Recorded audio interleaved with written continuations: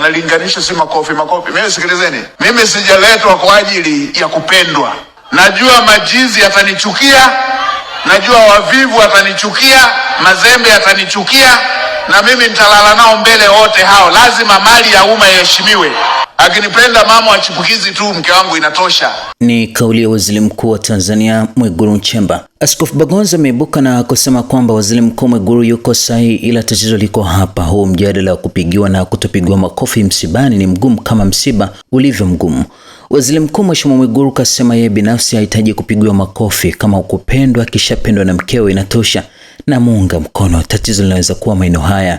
Je, waliopigiwa makofi mengi hawana wake au waume? Je, waliopigiwa makofi hawapendwi na wake zao, na kwa hiyo makofi ya msibani ni fidia ya kukosa makofi nyumbani? Je, hili ni onyo kwetu kuacha kupiga makofi ovyo wakati si kipimo cha upendo? Kama kupiga makofi na kushangiliwa si kipimo cha upendo, je, kukaa kimya na kununa pale viongozi wanapotambulishwa ni kipimo cha nini? Je, viongozi wasio na wake au waume wa kueleweka na hawashangiliwi popote wana hali gani? Mjeruhi mmoja alishawahi kupendekeza kama kukosoa ni jinai, basi hata kupongeza kuwe jinai. Hilo likifanyika, mjadala hii ya kumaliza bando zetu haitakuwepo. Ni kauli ya Askofu Bagonza kufuatia kauli ya Waziri Mkuu wa Tanzania Mwigulu Nchemba.